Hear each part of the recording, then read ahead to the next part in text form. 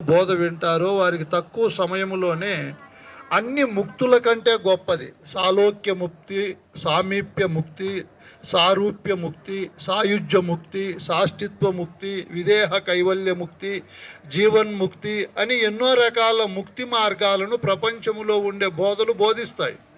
పరిపూర్ణ బోధ సద్యోజాత ముక్తిని బోధిస్తుంది. ఎప్పుడు దప్పికైతే అప్పుడు నీరు తాగితే దప్పిక తీరిపోతుంది. ఎప్పుడు ఆకలిగా ఉంటే అప్పుడు అన్నం తింటే ఆకలి తీరిపోతుంది. అలసిపోయినప్పుడు నిద్రపోతే అలసట పోతుంది. అట్లే ఇప్పుడే ఈ సమయంలోనే మనం అతి తక్కువ సమయంలో గురువు చెప్పే బోధ విని అర్థం చేసుకుంటే మనకు ముక్తి వెంటనే లభిస్తుంది.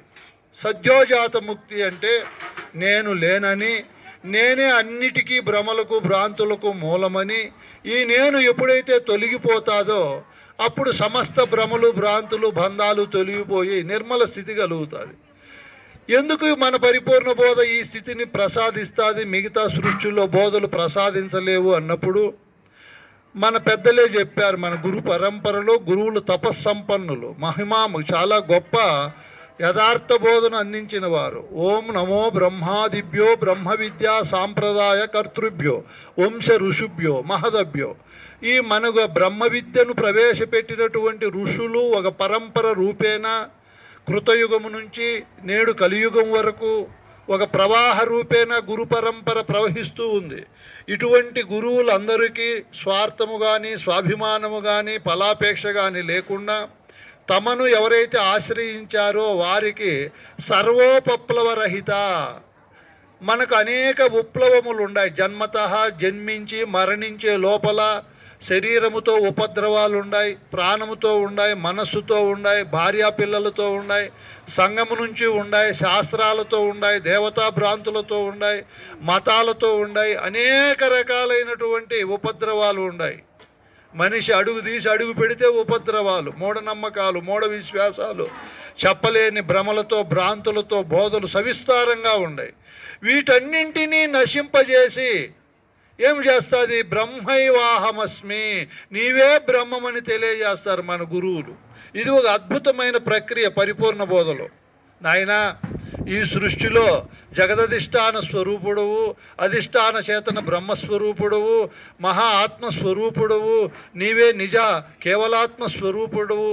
నీకంటే దేవుడు, నీకంటే గొప్పదైన వస్తువు ఈ సృష్టిలో లేదురా నాయనా. సముద్రాల్లో గొప్పది పసిఫిక్ మహాసముద్రము, ప్రపంచ దేశాల్లో విస్తీర్ణమైంది రష్యా దేశము, ఖనిజాల్లో గొప్పది గట్టిది వజ్రము. ఈ సృష్టిలోనే నువ్వు దేవుడవు, నీకంటే దేవుడు లేడు, నీకంటే ఆత్మ లేదు, నీకంటే గొప్పదైన తెలివి లేదు, నీకంటే గొప్ప ఎరుక ఉండే వస్తువు ఇంకొకటి లేదు అని గురువు నిన్నే బ్రహ్మముగా చెప్తాడు. ఇంక ఇది మనకు అర్థమైంది అనుకో, నేను బ్రహ్మమును అని. వానికి శాస్త్రవాసన పోతుంది, దేవతా వాసన పోతుంది, అహంకార అభిమానాలు పోతాయి, మూఢనమ్మకాలు మూఢ విశ్వాసాలు పోతాయి, జాత్య అహంకారము పోతుంది, మతభ్రాంతి పోతుంది, అన్నీ తొలగిపోతాయి, యథార్థము తెలిసిపోతుంది. మేమందరము గురుకృప చేత ఓహో నేను నా నిజస్వరూపమే బ్రహ్మమని తెలుసుకొని సమస్త భ్రమలు భ్రాంతుల నుంచి విడువబడ్డాము. ఇది ఒక అద్భుతమైన ప్రక్రియ పరిపూర్ణ బోధలో. నీవే బ్రహ్మము, నీకంటే గొప్పదైన వస్తువు లేదని మన గురువులు మనకు తెలియజేస్తారు. మామూలుగా శేషాచలమ కొండల్లో పునుగు పిల్లి ఉంటుంది. దాని శరీరం నుంచి మంచి వాసన వస్తుంది. తనకు తెలియదు పాపం, ఈ పునుగు అనే వాసన నా నుంచి వస్తుంది అని. అడవులన్నీ తిరుగుతుంది అది తెలియక. ఇప్పుడు మనము కూడా బ్రహ్మం అంటే ఏదో దేవుడు అంటే ఏదో తెలియక చెప్పిన వాళ్ళ వల్ల మాటలు విని రాళ్ళేస్తాను. అది వేసిన చెప్పిన మాట కల్లా రాయి విసిరేదే. ఈ దేవుడు కాదు, ఆ దేవుడు, ఆ దేవతలందరినీ ఎవరు పెట్టారు, ఎవరు పోషిస్తున్నారు, ఎవరు రక్షిస్తున్నారు? దేవతల మీద ఉండే దుమ్ము వాళ్ళు తోసుకోగలుగుతారా? ఈగలు వాళ్తే ఇసురుకోగలుగుతారా? బేగం ఊసిపోతే బేగం వేసుకోగలుగుతారా? ఇవన్నీ ఎవరు సృష్టించారు? కృష్ణప్రభువుల కందార్థంలో చెప్తాడు, మతముల వారలు తమ సమ్మతమైనటువంటి శాస్త్ర మర్యాదలచే మితము ఏర్పరుచుకొని బహుగతులను కలహింతురట్టి గతి నీకేమిటికి, చపలత చెందే స్థితి నీకేమిటికి, ప్రతిలేని ఈ బట్ట బయలుండ చూసి లేనెరుక లేదని సంతతము నమ్ముమిక. నాయనా బిడ్డ, దగ్గరగా చెప్తున్నాడు బోధ. సృష్టిలో ఎన్నో మతాలు ఉన్నాయి, కొన్ని కాల ప్రవాహంలో గతించిపోయినాయి. ఇప్పుడు సౌర మతము, శక్తి మతము, కాపాలిక మతము, గణపతి మతము ఇట్లాంటివన్నీ వెళ్ళిపోయినాయి, లేవు ఈ రోజుల్లో. ఈ రోజుల్లో ప్రసిద్ధి చెందిన మతాలు ఉన్నాయి. ఏ మతమైనా నీకు భ్రాంతిని పెంచి పోషిస్తుంది. ఆయన నీ భారమును మోయుటకు సిద్ధముగానున్నాడు, నీ పాపమును పోగొట్టుకోటకై ఆయన రక్తమును సిందించెను. ఇట్లా కల్పితమైన మాటలన్నీ చెప్తున్నారు. నిజమైన దేవుడు మనం పాపులమా? కానే కాదు. మనమంతా పరమాత్మ స్వరూపులము. మన స్వరూపాన్ని మనం ఎరగలేక ఆ పునుగు పిల్లి వలె ఎక్కడో వాసన ఉంది, ఎక్కడో దేవుడు ఉన్నాడని పరిగెత్తున్నాం. వాస్తవాన్ని విచారిస్తే ఆ మతాలన్నీ మిత దృష్టితో చెప్పినాయి బోధ. బుద్ధిహీనతతో బాగా విచారించకుండా వాళ్ళ భావములో ఏమి ఏర్పడితే అదే దేవుడు అనుకొని చెప్పిపోయినారు వాళ్ళు నమ్ముకొని. మనల్ని అందరినీ నమ్మింపజేశారు. మనకందరికీ అద్భుతమైన గురువు తెలివినిచ్చాడు, బాగా పరిశీలించే జ్ఞానాన్ని ఇచ్చాడు. పరిశోధన చేసి ఇది నిత్యము, ఇది అనిత్యము, ఇది సత్యము, ఇది అసత్యము, ఇది జడము, ఇది అజడము, ఇది ఆత్మ, ఇది అనాత్మ అని తెలుసుకొని ఇంగిత జ్ఞానం బాగా ఇచ్చాడు మన గురువు గారు. మనం గురువు దగ్గరికి పోతానే, నాయన నీవు ఆత్మ అనాత్మలతో కూడి ఉండావు నాయన, అంతా ఆత్మన్నా దోషమే, అంతటినే అనాత్మన్నా దోషమేనని గురువు కరుణామయుడు. పరిపూర్ణ బోధ చెప్పి అంత గొప్ప గురువు, యథార్థవాది, భ్రాంతిరహిత బోధ చెప్పి అతి తక్కువ సమయంలో నిజము చెప్పే వాళ్ళు ఈ సృష్టిలో ఎవరూ లేరు. ఇది ముమ్మాటికి వాస్తవమైన మాట. ఇటువంటి గురు సన్నిధానము వచ్చినప్పుడు మనం గమ్మున కూర్చుంటే వాళ్ళే ఈరోజు పొంగలు పెట్టారు, బజ్జీలు, ఇంక మధ్యాహ్నం మంచి భోజనము, మళ్ళీ శామ్యానాలు, ఎక్కడెక్కడో గురువులను పిలుచుకొని వచ్చారు. మనం గమ్మున కూర్చొని మనసు పెట్టి వింటే చాలు. ఇది ఒక అద్భుతమైన తపస్సు, ఇది ఒక అద్భుతమైన ధ్యానము. ఇంతకంటే యోగం ఏదీ లేదు. మనసు పెట్టి వింటే గురువులు వారికి వచ్చిన బోధ ఏ విధమైన స్వార్థం లేకుండా ఉన్నది ఉన్నట్టు చెప్పిపోతారు. మనం బాగా పిలుచుకొని రావాలి. ఇట్లా సభలకు ఆదివారం కదా ఈరోజు మన పిల్లోళ్ళను, బంధుబాంధవులను రాండి నాయన అని చెప్పి ఈ వేరే చోటికి ఎన్ని లక్షల సంవత్సరాలు పోయినా భ్రాంతిని పెంచుతారు వాళ్ళు. అడక తినే బుద్ధి నేర్పిస్తారు. ఏం బుద్ధి? అడుక్క తినే బుద్ధి. ఆడి ఏమీ ఉండదు, అడక తినేది. ఇల్లంతా పోయి ఆడి లైన్లలో నిలబడి, స్వామి నా భారం పోయి, నా పాపాన్ని పోగొట్టు, నాకేమో సమస్యలు ఉన్నాయి తీర్చేయని పెద్ద పెద్ద చదివిన వాళ్ళని కూడా అడక తినేటట్లు చేస్తాయి ఆ బోధలు. పరిపూర్ణ బోధ ఏం చేస్తుంది? రే ఈ సృష్టికి అంత ఇచ్చేవాడు నువ్వై ఉండవురా బిడ్డ, వేరే వాళ్ళు దమ్మిడి సూది కూడా వేయలేరు. వాళ్ళు ఏమన్నా ఫ్యాక్టరీలు పెట్టుకున్నారేమరా అని ఆ భ్రాంతి మాటలను బోధలను దూరము చేసి పరిపూర్ణ బోధ దగ్గరగా నీ కథ ఏమో నీకు చెప్తుంది. నీకంటే ఆత్మ, నీకంటే గొప్పదైన బ్రహ్మము సృష్టిలో లేదురా, నీవై ఉండావు, నిన్ను నువ్వు మర్చిపోయినావు. గురువు గారు ఆ మరుపును దూరంగా చేసేకి ఇన్ని రకాలుగా బోధలు చేసి ప్రతి లేని సాటి లేని బట్ట బయలును ఉండజూపుతాడు మనకు. ఇదిగో నాయన నిజమైన దేవుడు అంతటా ఉండాడురా, సూది మొన మోపే కూడా సందు లేకుండా అన్ని దేశాలు ఆ దేవునిలోనే ఉన్నాయి, అన్ని కాలాలు ఆ దేవునిలో ఉన్నాయని మాకు మా గురువు చూపించినప్పుడు ఎంత ఆశ్చర్యపడినామో మేము. కఠిన సాధనలు చేయాల, పైసా ఖర్చులా, అంతా ఉండే బయలును చూసినామే. ఆ రోజుల్లో సాందీపుడు, జనకుడు, సుకుడు ఇట్లా వాళ్ళు ఎంత కష్టపడినారో. మేము కష్టమే చేయకుండా గురువు మా ఇంటికే వచ్చి చూపించినాడు. దేన్ని? బట్టబయలును. ఎక్కడ చూసినా అదే ఉంది, ముందు ముందు దట్టంగా ఉంది. ఓహో ఈ బయలు సూర్య కుటుంబము బయలులోనే ఉంది, సమస్త నక్షత్రాలు దాంట్లోనే ఉన్నాయి, అంతకు మించిన దేవుడు లేడని ఎంత తృప్తి కలిగిందో. మరి నీకు మొట్టమొదట నీవే బ్రహ్మమని చెప్తుంది మన బోధ. ఆ తర్వాత అంతటా ఉండే పరిపూర్ణాన్ని చూపిస్తుంది. చూపించిన తరువాత అహం పదార్థ రహిత గురువు ఏం చేస్తాడు? చివరికి నేననే అహంకారాన్ని రహితము చేస్తాడు, తిరిగి జన్మకు రాకుండా చేస్తాడు. నీవు ఉన్నప్పుడు నీకు జనన మరణాలనే భ్రాంతి లేకుండా చేసే గొప్పదైన బోధ. దీనికి ఏమి మనము కాలము కానీ ఖర్చు కానీ పెట్టనవసరం లేదు. గురువు గారు చెప్తారు, ఇంగితము నెరిగి సద్గురు పొంగవుచే. ఏమి చెప్పాడు? ఇంగితము ఉన్నది ఉన్నట్లు పరిపూర్ణ బోధ తప్ప ఈ సృష్టిలో ఏ వేదాంత సిద్ధాంత మతబోధలైనా కూడా ఉన్నది ఉన్నట్లు చెప్పలేవు. ఎందుకు చెప్పలేవు? వాళ్ళు అంత తపస్సు చేయకుండా, అంత విచారణ లేకుండా మిత దృష్టితో ఇంతే లేని ఊహించి చెప్పినారు ఆ బోధలు. మంది అట్లా కాదు, నిర్ణయాత్మకమైన బోధ, ప్రత్యక్ష ప్రమాణముతో కూడినది పరిపూర్ణ బోధ. నాయన ఇటువంటి ఇంగితము ఉన్నది ఉన్నట్లు తెలియజేసే బోధను సద్గురు పొంగవు అరగాలి. మనం ఎలా ఎరిగి ఉండాలి? భుక్తి ముక్తి క్రియలను ఇప్పుడు ఇక్కడ ఆశ్రయం కట్టాం మనము. ఇది సన్యాసమా కాదు, మరియు బ్రహ్మచర్యమా కాదు, వనప్రస్థమా కాదు, అవధూత ఆశ్రమము కాదు, గృహస్థాశ్రమము. మనమందరము మన గృహములో ఉంటూ స్వయం పోషకులమై స్థూల శరీరానికి భుక్తి క్రియలు చేసుకోవాలి. స్థూలం అంటే పెద్దగా ఉండే ఈ శరీరము నడవల్లన్నా, మాట్లాడాలన్నా, పని చేయాలన్నా దీనికి ఆహారం కావాలి. ఆహారం కోసం మనం కుటుంబ వ్యవస్థతో వ్యవహారం పెట్టుకోవాలి. భార్య ఉండాలి, పిల్లలు ఉండాలి, తల్లిదండ్రులు ఉండాలి, అత్తమామలు ఉండాలి, బంధుబాంధవులతో ఏదో ఒక కర్మ, ఉద్యోగమో, వ్యాపారమో, వ్యవసాయమో చేసుకుంటూ న్యాయంగా ధర్మంగా జీవిస్తూ ఎక్కడా ఎవరిని మోసగించకుండా సక్రమైనటువంటి రాజ్యాంగ పద్ధతులు, ప్రభుత్వ విధానాల ప్రకారం జీవనము చేస్తూ మనము ఈ స్థూల శరీరాన్ని కాపాడుకుంటూ ఇప్పుడు ముక్తి క్రియలు. ఏం క్రియలు? ముక్తి కావాలంటే ఎక్కడ దొరుకుతుంది? ఇది సాధనలో ఎక్కడో తీర్థయాత్రలో పోతే ఖచ్చితంగా దొరకదు. ఇట్లా ఆశ్రమాలకు వస్తే మన రామసుబ్బు స్వామి, రామగోవింద స్వామి ఆశ్రమాలకు వస్తే ఇదిగోనైనా నీ భుక్తి క్రియలు నువ్వు చేసుకో.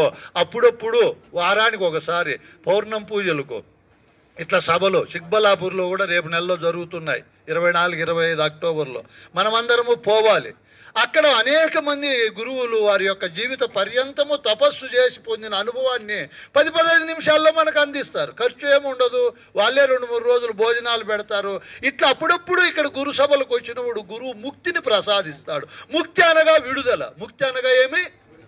పరిపూర్ణ బోధ చెప్పే గురువు తప్ప ఎవరు సృష్టిలో విడుదల చేయలేరు. వాళ్ళు ఇంకా బంధంలోకి తీసుకొని పోతారు. ఏం చేస్తారు ఆ గురువులు? బంధములేకి తీసుకొని పోయి బలీయము చేస్తారు దాన్ని. బ్రహ్మంలో ఆయన నన్ను కాపాడేవాడై ఉన్నాడు, కరుణించేవాడై ఉన్నాడు, నా కుటుంబాన్ని అంతా కూడా ఎక్కడో స్వర్గానికి తీసుకొని పోతాడని ఆశల పల్లకిలో విహరింపజేస్తారు. ఎవరు? మిగతా బోధలు, మొత్తం అన్ని బోధలు ఆ పనే చేస్తాయి. మన బోధ అట్లా చేయవు. ధైర్యాన్ని నూరిపోస్తాయి. నువ్వే నాయన దేవదేవుడు, సృష్టిని అంత అనుభవించేవాడువు, సృష్టికి ఆధారమైన వాడువు. నీ నుంచినే సృష్టి ఏర్పడతా ఉంది. ఎవరి నుంచి వస్తూ ఉంది సృష్టి? ఎరుకతో వచ్చిన విశ్వము. ఈ సృష్టి అనే విశ్వము నేననే తెరపైనే కనబడతా ఉంది, తెరపైనే పోషింపబడతా ఉంది, ఆ తెరపైనే మళ్ళీ లయింపబడతా ఉంది. ఆ తెరే నీ స్వరూపము. అదే ఎరుకని గురువు మనకతను బాగా చెప్పి నీకు సమస్త బంధాల నుంచి విడుదల. వీడు ఎక్కడే కానీ ధ్యానము చేయడు, నేను పరమాత్మనని తెలుసుకున్నవాడు, యోగము చేయడు, తపస్సు చేయడు, తీర్థయాత్రలకు పోడు, బోడుగుండ్లు కొట్టించుకోడు, వ్రతాలు చేయడు, ఏమీ చేయడు. వీడు చేసే పనులు ఫలప్రదంగా ఉంటాయి. ఎవడు చేసే పనులు? పరిపూర్ణ బోధ తెలుసుకొని ఆశ్రమాలకు వచ్చే వాళ్ళ చేసే పనులు అద్భుతంగా ఉంటాయి. మిగతా వాళ్ళ పనులు అడవి కట్టెలు మోసినట్లు ఉంటాయి. ఒక్క పొద్దులు ఉండేది, ఇంట్లో మళ్ళీ దేవుని రూము కట్టుకుండేది, అమ్మ నాయనకి అన్నం పెట్టి సావరు వాళ్ళు. శనివారం వస్తే ఒక దేవుడు, ఆదివారం వస్తే ఒక దేవుడు, సోమవారం వస్తే ఒక దేవుడు. ఇంట్లో మాతృదేవోభవ, పితృదేవోభవ అని ఇప్పుడు మేము ఈ బోధ తెలుసుకున్నాము. మేము వేరే దేవతలను పూజిస్తామా? వాళ్ళు ఒక రోజన్నా మాకు ఈపు దిక్కినారా, పొట్టకు ఒక రోజన్నా అన్నం పెట్టినారా అని మేము మా ఇంట్లోనే మా అమ్మ నాయన సమాధులు వేసుకొని రోజు పూజిస్తాను. ఎంత మానవ జన్మని ఇచ్చినారు మహనీయులు, ఎంత పెంచి పెద్ద చేశారు, ఎంత మా కోసం తపస్సు చేశారు. ఎవరు? ఇవన్నీ గురువు నేర్పిస్తాడు. చూడు ఎంత బాగుంటుందో ఈయన స్థితి. ఆ బోధలు లేకపోతే తల్లిదండ్రుల మాటే చెప్పి సావరు వాళ్ళకు రోగము నాన్న అని. ఆయన మీ భారములు మోయిస్తున్నాడు, ఆయనను స్తుతించుడి, ధ్యానించుడి అంటారు. ఎవరు ఒక్క రోజున్న రూపాయి ఫీజు ఇచ్చినాడా, తలదూగినాడా? వాని ఊరినో ధ్యానించేది వీళ్ళకి జబ్బురు అని. ఇవన్నీ మన శాపాలు కాదు, వాస్తవాలు. అట్లయిపోతా ఉంది లోకం. బాధతో చెప్పే మాటలు. ఏదేమైనా కూడా మన పరిపూర్ణ బోధ అద్భుతమైన బోధ, ఇది వాస్తవమైన బోధ. ఇక్కడికి తీసుకొని రావాలి మన బంధు బాంధవులను, పిల్లలను, అందరినీ. ఇక్కడికి వచ్చినప్పుడు గురువు భుక్తి క్రియలు నేర్పిస్తాడు, ముక్తి క్రియలు రెండూ నేర్పిస్తాడు. పరిపూర్ణ బోధ ఎరిగిండే వాళ్ళు ఎక్కడుంటే అక్కడ ఏ అనాచారాలు ఉండవు, అన్యాయాలు, అధర్మాలు ఏవి ఉండవు. అంత బాగుంటుంది కాలం. ఆ రోజుల్లో మిథిలా నగరము జనకుడు పరిపాలించినప్పుడు ఎట్లుండిందో, ఆ రోజుల్లో కృష్ణుడు పరిపాలించినప్పుడు ద్వారక ఎలా ఉండిందో, మహారాష్ట్ర శివాజీ పరిపాలించినప్పుడు ఎట్లుండిందో ఇప్పుడు కూడా అట్లుంటుంది. దీన్ని మనం పెంచి మన సంఘాన్ని పెద్ద చేయాలంటే మనం అందరం రావాలి ఇటువంటి ఆశ్రమాలకు వచ్చి వింటా ఉంటే బోధ, ఓహో భుక్తి ఇలా చేసుకోవాలి, ముక్తి ఎలా పొందాలి అని మన గురువులు నేర్పిస్తారు. నాయనా సంగమము లెడలిన శృంగారమి వాణి చేష్ట చూసేవారలకు వాడున్నట్లు తోచేవారలకు. ఏం మాటలు ఈ మాటలు. గురువు దగ్గరికి మనం వస్తానే, నాయన నువ్వు సంఘము అసంగము రెండింటిలో ఉండవు బిడ్డ, నీకు దేహం అనేది సంఘమురా, ఈ దేహం అనే సంఘాన్ని పరిపాలించేవాడు నీవు. ఈ 96 తత్వాలు నువ్వు కాదు నాయన, ఇవన్నీ జడమైనవి. భూమితో కొన్ని, జలముతో కొన్ని, అగ్నితో కొన్ని, వాయువుతో కొన్ని, ఆకాశంతో కొన్ని తయారైనాయి. ఈ దేహం అనే యంత్రాన్ని దేహి అనేవాడు నడిపిస్తాడు. బస్సును నడిపించేది ఎవరు? డ్రైవరు. విమానాన్ని నడిపించేది పైలట్. ఈ శరీరాన్ని నడిపించేవాడిని ఆత్మ అన్నాయి కొన్ని గ్రంథాలు. కొన్ని గ్రంథాలు క్షేత్రజ్ఞుడు అన్నాయి, కొన్ని గ్రంథాలు బ్రహ్మము అన్నాయి, కొన్ని గ్రంథాలు ఎరుక అన్నాయి, కొన్ని గ్రంథాలు లేనెరుక అన్నాయి, కొన్ని గ్రంథాలు ద్రష్ట అన్నాయి. మనం బాగా ఆలోచన చేసి చూస్తే ఈ నేననే ఎరుకకే ఇన్ని పేర్లు. ఈ నేననే ఎరుక ఈ దేహం అనే సంఘంతో కలిసి ఉంది. అది ఉంటేనే ఈ శరీరానికి ప్రేమ. అది వెళ్ళిపోయింది అనుకో, దీనికి శవం అని పేరు పెట్టి ఇంట్లో పెట్టుకుంటారా, బెడ్రూమ్లో పెట్టుకుంటారా, శ్మశానానికి పంపిస్తారా? దమ్మిడికి విలువ ఉండదు. మళ్ళా ఎవరుంటే విలువ ఉంది ఈ శరీరంలో? నేననే ఆత్మ ఉంటే, ఆ బాబు బాగా చక్కగా చెప్తున్నాడు, ఆ ఆత్మ ఉంటేనే దీనికి విలువ ఉంది. ఆ ఆత్మ నేనై ఉండి, అది నా నిజ స్వరూపము, దేహము నేను కాదు అని గురువు దగ్గరికి వచ్చినప్పుడు గురువు సాంఖ్యము తారకము మొదలైన బోధలన్నీ చెప్పి దేహాన్ని వేరు చేస్తాడు. ఈ సంఘం నువ్వు కాదు నాయన, ఈ సంఘాన్ని నడిపించే సంఘనాయకుడు నువ్వు. ఎవరు నువ్వు? దేహి నీవు. ఈ దేహి అనే నీ నిజ స్వరూపము సృష్టిలో సూర్యునికి చంద్రుడికి పంచభూతాలకు కూడా లేదు నాయన. నువ్వు పరమాత్మపై ఉండవు. నా పాప, నా కోన, నా చిన్ని, నాయన్న, నా పెన్ని, దానాం అని ఇట్లా ముద్దు ముద్దు పేర్లు పెట్టి ఎక్కడికి తీసుకుపోతాడు మనల్ని? మన నిజ స్వరూపమైనటువంటి వస్తువు ఏదో మనకు తెలియజేసి స్వరూప స్థితిలో పెడతాను నిన్ను.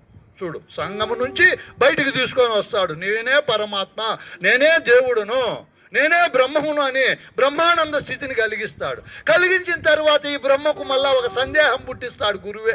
బిడ్డ, దేహం లేనప్పుడు నువ్వు ఎక్కడుంటివిరా? మీరే బాగా ఆలోచన చేయండి. ₹1,00,00,000 ఇస్తాను నీకు కావాలంటే.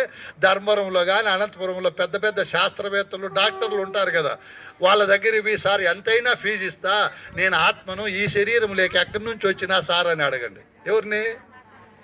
డాక్టర్. మీ అమ్మని అడుగుపో అంటాడు వాడు తలకి గీరుకొని. వానికి వచ్చే కదా పాపం. మనం మన అమ్మని అడిగితే మీ నాయన్ని అడుగుపోండి అని వీళ్ళు చెప్తారు. ఎవరు? ఏ నాయనైనా చెప్పమను, సృష్టిలో ₹1,00,00,000 ఇస్తాను నేను, అబద్ధం కాదు. ఎవరైనా సరే అచల గురువుకు తప్ప ఆ మర్మం ఎవరికి తెలియదు. ఏ మర్మమో? నేననేది ఈ దేహం లేక ఎక్కడి నుంచి వచ్చింది? స్వర్గమా, కైలాసమా, ప్రభులోకమా, వైకుంఠమా, లేదా కదిరా, బెంగళూరా, ఎక్కడి నుంచి వచ్చింది? దేహం వదిలినప్పుడు ఇది ఎక్కడికి పోతుంది? ఎక్కడికి పోయేదైనా చెప్పమను చాలు. ఇప్పుడు చనిపోయినాడు అనుకో, ఇక్కడ మనం ఏడుస్తూ ఉంటాము.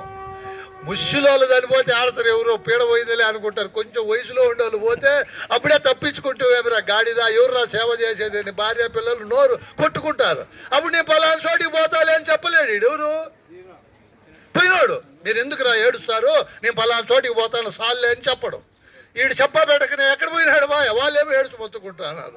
ఎక్కడికి పోతున్నాం మనం దేహాన్ని వదిలి? అది తెలీదు, ఇది తెలియదు. మీకే కాదు తెలియదు, పెద్ద పెద్దోళ్ళకు కూడా తెలియదు. సృష్టిలో చిన్న జేరు, పెద్ద జేరు, దండి, త్రిదండి, హంస, పరమహంస, బాబాలు, సాయిబాబాలు, సరస్వతులు అని పేరు పెట్టుకున్నారు చూడు, వాళ్ళకు కూడా తెలియదు. ఎవరికి? ఫాదర్లు, ఇమాములు, మౌలాలని ఇంకా పెద్ద పేర్లు పెట్టుకున్నారు, వాళ్ళకు తెలియదు ఆ రహస్యం. ఎవరికి తెలుసు ఆ రహస్యము? అచల గురువులకు తెలుసు. ఎవరికి? ఆ గురువు చెప్తాడు, నాయన ఈ సంఘం అనే దేహం లేక అది ఎక్కడి నుంచి వచ్చింది, సంఘం వదులుతాను ఎక్కడికి పోతుంది అని రహస్యము చెప్పి సంగమము లెడలిన వాడు రెండూ వదులుకుంటాడు. దేహం పైన భ్రాంతి వదులుకుంటాడు, నేననే పరమాత్మ పైన భ్రాంతి వదులుకొని నిర్మల గురువాక్య పరిపాలనలో ఉంటాడు. ఇంత గొప్ప స్థితి తాను జీవించి ఉండగానే కలిగిస్తుంది పరిపూర్ణ బోధ. ఇది మహత్తు కలిగిండేది. ఇప్పుడు మనకి పైన తల్లి మహత్తు ఉంటుంది. 9 మాసాలు పొట్టలో పెట్టుకొని ప్రపంచంలోకి బయటకు వదిలి ఎంతో శ్రద్ధగా పెంచి పెద్ద చేస్తుంది. తండ్రి మహత్యము ఉంటుంది, భార్య మహత్యము ఉంటుంది, మన పైన సంఘ మహత్యము ఉంటుంది. ఇంకా గురు మహత్యం ఏమి? వీటన్నింటికంటే గొప్పదైన మహత్యం గురు మహత్యం. ఈ జనన మరణం అనే ఘోర సంసార బాధను పోగొడుతుంది. నీకు ఏమేమి సందేహాలు ఉండాలి